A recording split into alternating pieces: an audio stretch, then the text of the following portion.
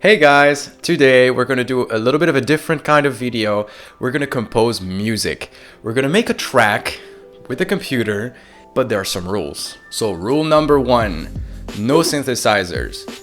Any type of synthesizer, whether it is hardware or software, is prohibited. Second rule, no real instrument. I have a piano over here, I'm not gonna use it at all. The rule is only use samples that I recorded myself with household items, such as a fork or a ruler or other things like that. And of course, no sample packs are allowed. So there's going to be a few steps in this video. The first step is going to be recording the sounds. Then I'm going to go to the computer and I'm going to try to assemble all the sounds to make a melody and to make a rhythmic bass. And then we're going to make the whole track, and I'm going to explain to you a little bit some of the techniques that I'm using in order to make that track possible. So let's get into it.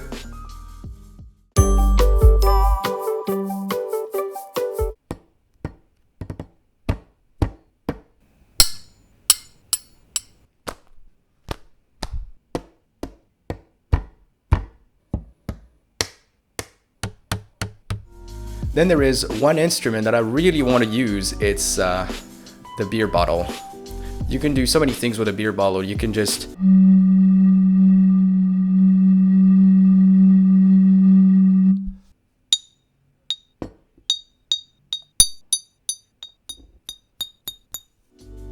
we're also going to need a bass sound, and for the bass sound I'm going to use a ruler.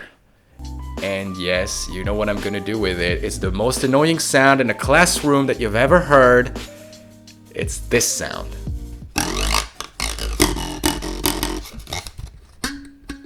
Yes, I'm gonna use this as a bass, but don't worry, I'm gonna modify it a little bit so that it sounds actually better and rounder and low frequency.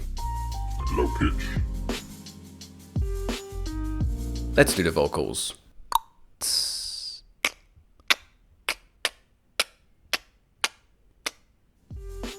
Oh, in case you're wondering, this contraption here is an anti-plosive filter, homemade, makeshift. So basically the way you do it is that you just take a sock, right, a random sock, and a coat hanger, and when you assemble the two, you're basically going to get an anti-plosive filter. For those of you who don't know what a plosive is this. And you don't want this. It's commercially available. It costs something like 15 bucks, but I just don't have it here, and I just wanted to make that video now, so I'm just using my own version here.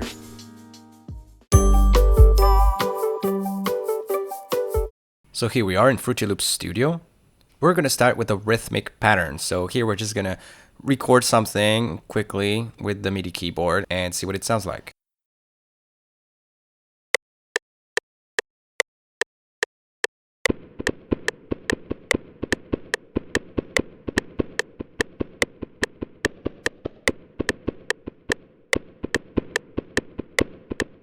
So here I just changed a few things in the pattern, nothing major. Here I'm using a technique called layering. It's basically taking multiple samples and playing them all at once. You have to make sure that they're all lined up so that it doesn't sound weird. Now I'm processing the sound of the beer bottle. So this is what it sounds like just out of the microphone.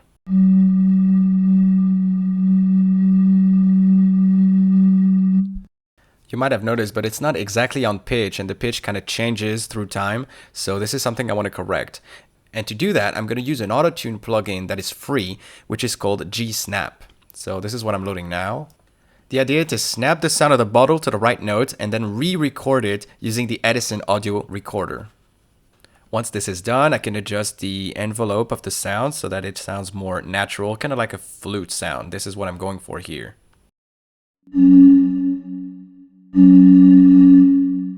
The only thing left to do is to tune the reverb.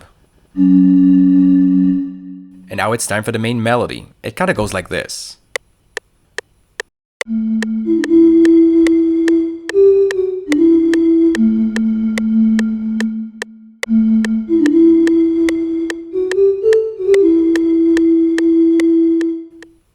Okay, now the main melody is done. We need a bass. Now remember, we're going to use the ruler as a bass, and we need to transform it quite a bit before it's actually usable. What a horrible sound. As you can tell, the pitch of the sound kind of changes through time. So here I'm just cutting it so that we have the most even part, the tail of the vibration.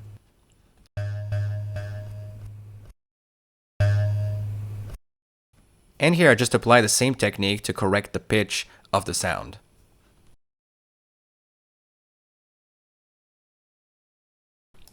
And here I'm just looping it so that I can actually I can sustain the note for as long as I want.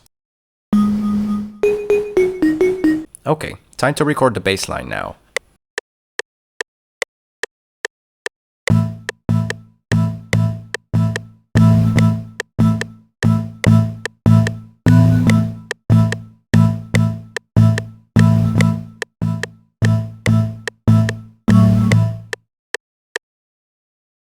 And after some touches, this is what it sounds like with the other instruments.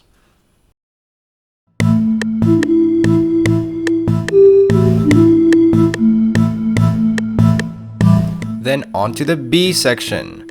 We're gonna start with the bottle, aka the flute, to get something different from the main melody.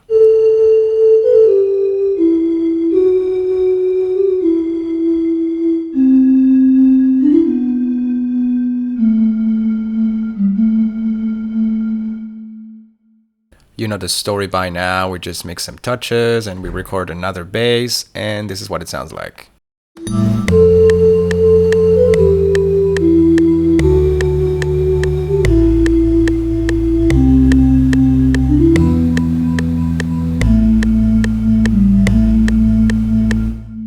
Now I'm taking this sound and I just transform it into a melodic instrument. The way to do this is to remove the first part of the sound because it's in two parts, as you can see. And then I tune this part, so I set it lower, I tune it, and then I play it back at normal speed.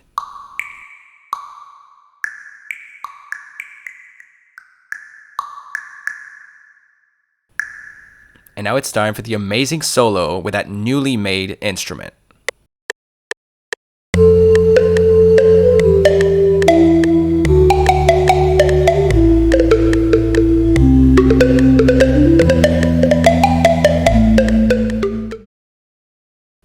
Here I use a compressor to make it sound louder than it actually is. And we get this result.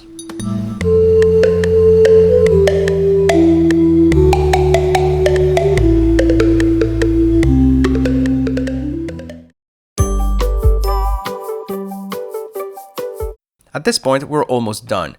We start from this sample.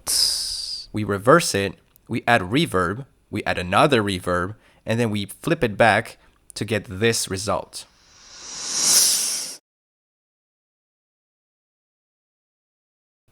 And now we add some EQs and some more compression on some of the channels, and we get the final result. Enjoy!